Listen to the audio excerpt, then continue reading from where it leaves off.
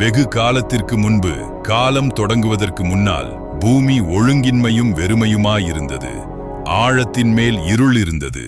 ஆனால் இந்த உலகம் தனித்து விடப்படவில்லை. தேவனுடைய ஆவியானவர் ஜலத்தின் மேல் அசைவாடிக் கொண்டிருந்தார். ஒரு உன்னதமான படைப்பை உருவாக்க அவர் ஆயத்தமானார். அப்பொழுது தேவன் இருளை பார்த்து, வெளிச்சம் உண்டாக கடவது என்றார். மறுகணமே பிரகாசமான கதகதப்பான வெளிச்சம் இருளை விலக்கியது. வெளிச்சம் நல்லது என்று தேவன் கண்டார். வெளிச்சத்திற்கு பகல் என்றும் இருளுக்கு இரவு என்றும் பெயரிட்டார். இது முதல் நாள். இரண்டாம் நாளில் கீழே உள்ள தண்ணீரை மேலே உள்ள தண்ணீரில் இருந்து பிரிக்க தேவன் ஒரு பெரிய அழகான விசாலத்தை உண்டாக்கினார். இந்த பரந்த வெளிக்கு அவர் வானம் என்று பெயரிட்டார். தேவன் தண்ணீரை ஓரிடத்தில் சேரச் செய்து வெட்டாந்தரையை வெளிப்படுத்தினார். வெட்டாந்தரைக்கு பூமி என்றும் தண்ணீருக்கு சமுத்திரம் என்றும் பெயரிட்டார்.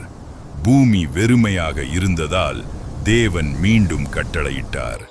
உடனே பச்சை பசேல் என்ற காடுகளும் பூத்து குலுங்கும் மலர்களும் கனி தரும் மரங்களும் பூமியில் முளைத்து வந்தன. காலங்களையும் நாட்களையும் வருஷங்களையும் குறிக்க தேவன் வானத்தை அலங்கரித்தார். பகலை ஆழ பிரகாசமான சூரியனையும் இரவை ஆழ மென்மையான சந்திரனையும் கோடிக்கணக்கான நட்சத்திரங்களையும் அவர் வானத்தில் வைத்தார். உலகம் அழகாக இருந்தது, ஆனால் அமைதியாக இருந்தது. எனவே தேவன் சமுத்திரங்களை உயிரினங்களால் நிரப்பினார். விளையாடும் மீன்கள் முதல் பெரிய திமிங்கிலங்கள் வரை. பின்பு வானத்தை விதவிதமான பறவைகளால் நிரப்பினார்.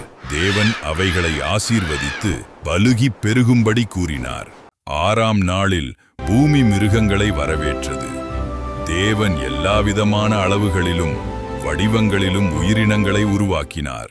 வேகமான சிறுத்தைகள், பெரிய யானைகள் மற்றும் சிறிய ஊரும் பிராணிகள். அவை அனைத்தும் இந்த அழகான பூமியில் ஒற்றுமையாக வாழ்ந்தன. ஆனால் தேவன் தமது மிகச்சிறந்த படைப்பை கடைசியாக உருவாக்கினார்.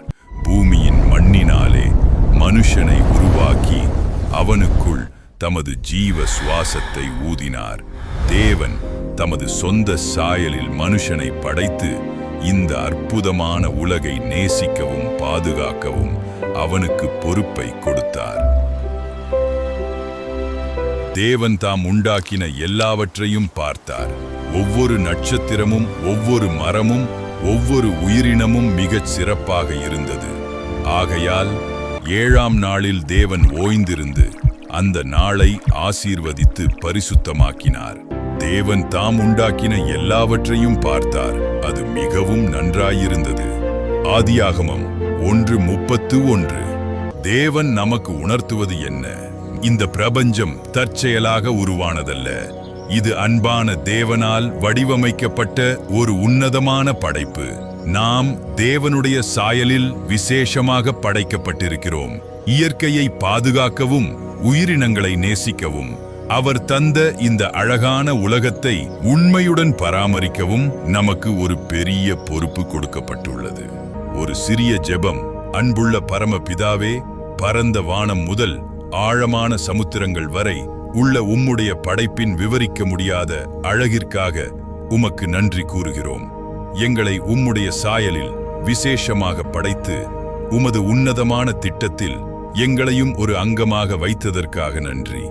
நீர் இவ்வளவு நேர்த்தியாக உருவாக்கிய இந்த பூமியை சரியாக பராமரிக்க தேவையான ஞானத்தையும் அன்பையும் எங்களுக்கு தந்தருளும். உமது பரிசுத்த நாமத்தில் ஜெபிக்கிறோம். ஆமேன். இந்த மாதிரி பைபிள் கதைக்கு நம்ம மிரக்கிள் பைபிள் ஸ்டோரிஸ் சேனலை மறக்காம சப்ஸ்கிரைப் பண்ணுங்க. Praise the Lord.